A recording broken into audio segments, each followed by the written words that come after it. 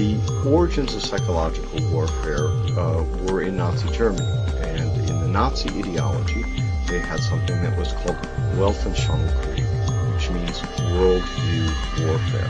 The idea for them was imposing the Nazi worldview on the countries that they had occupied. The Americans picked up this idea, created an American version of it, and called that psychological warfare.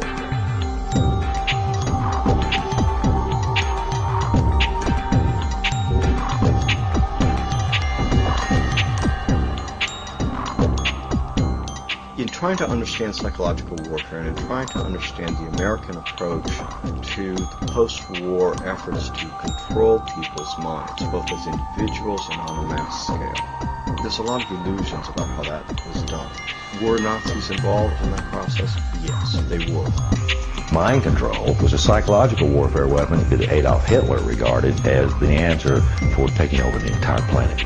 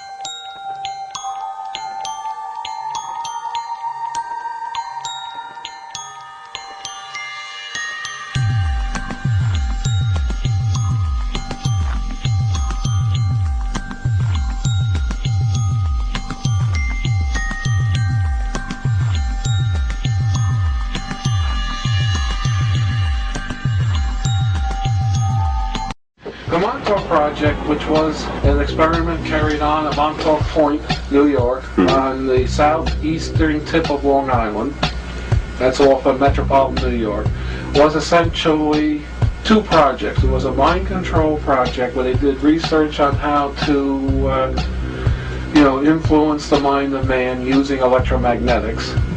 It also evolved into a time travel project. They found out that they could actually bend time with the same equipment that they used to bend minds.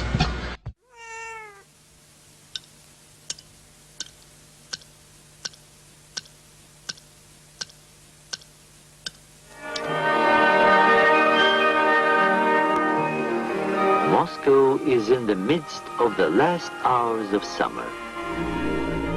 Brainwashing, hypnosis, and even surgical manipulation of the human brain has all been researched thoroughly by the CIA. To provide an objective record of a subject's behavior, she's filmed before treatment and again after treatment, and the two films placed side by side. Notice how the subject before treatment, in the picture on the right, holds onto the chair as she moves. Notice the difference in posture, the greater effort required to rise from the chair, the longer time needed to complete the simple task. He would cut the skin, take the skin flap back, roll it back. He would then literally remove the skull, the top part of the skull. The patient all this time is under a local anesthetic, completely conscious.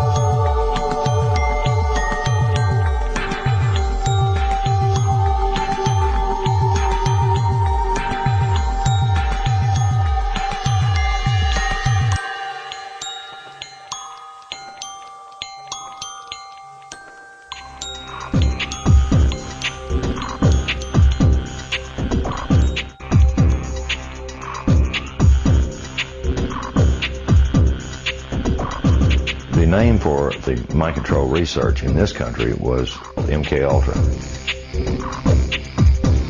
MK-Ultra was one program of a series of programs that came out of the CIA to experiment with different types of mind control, using drugs, using electroshock, using insulin shock, and other techniques.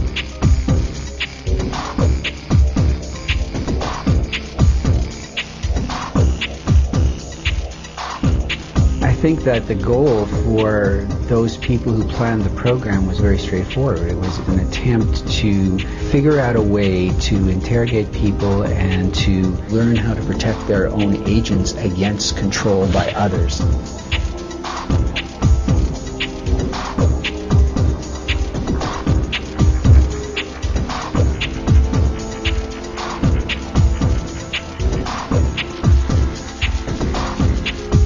If you put someone in a position of being disabled by not feeding them or not allowing them to sleep or overwhelming them with sound, if you use massive shock treatment and you give people massive doses of drugs such as PCP or mescaline or amphetamines or LSD, and if you put them in periods of darkness where they can't predict from one minute to another what is going to happen next, so they're always dreading, there's no consistency to sort of what's going to happen, anybody can be put in a position of being open to brainwashing.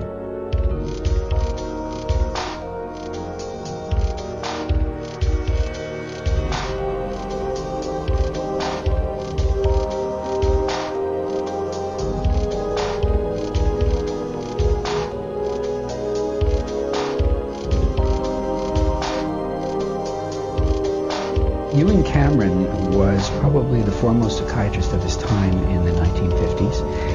He was using high-tech sound techniques. He was using multiple kinds of loop recorders to force people to listen to recorded messages 24 hours a day for weeks on end to basically destroy people's thinking patterns.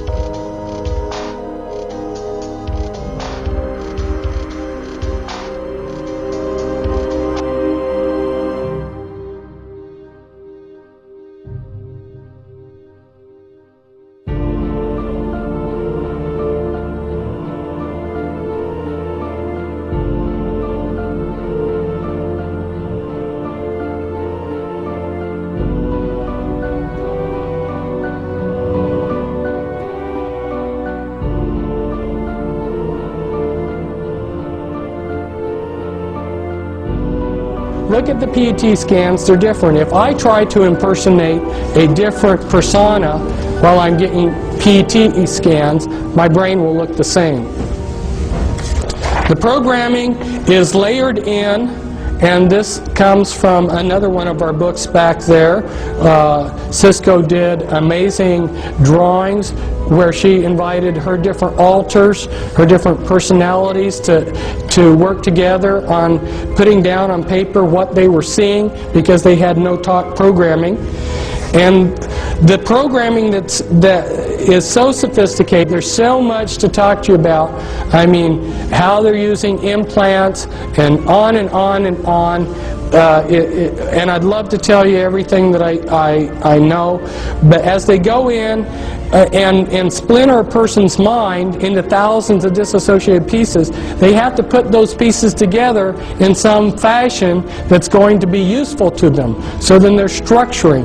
And as they build the structures, they like to use structures like this. Like this is an infinity type structure, so that the person being programmed, they get a feeling like there's no beginning or no end to the programming. It gives them a hopeless feeling. And then when the master finally, the programmer or the handler finally has finished programming the slave, he will have a 3-ring binder, a laptop computer with pages that look like this, and if he wants to call up a particular alter, he would say, like Brown Levi 2003 11A, Brown Levi 2003 11A, Brown Levi 2003 11A. That right there would be the access code to pull up a particular personality that they would want. And a lot of these personalities will not live in reality. They live in a total science fiction world. They've been dehumanized. Here's how one of Cisco's alters perceived herself. And they use Walt Disney movies for the programming. As you can see, this is from a Walt Disney movie where a doorknob it takes on life. If you showed a Walt Disney movie like this, you're creating the images for them to use hypnotically as they go in and do the behavior modification and hypnosis on that altar. And so this could be used to create a doorknob alter within a person's mind. And as they go through the dehumanizing process, I have a heart. I'm not a human. And then they've been dehumanized to think that they're maybe a horse or a dog or a cat or whatever. Put in a master computer in the back of your neck, and these are just a few of the sites. These are the audio implants. There's about 6 different major categories of implants. You've got mimics implants, you've got auditory implants, holographic implants anyway. And when they program, they layer in the programming. They use a lot of, some of the base programs are your Alien scripts, your Alice in Wonderland, and Wizard of Oz. Those are very common base programming scripts. And also Star Wars and Star Trek.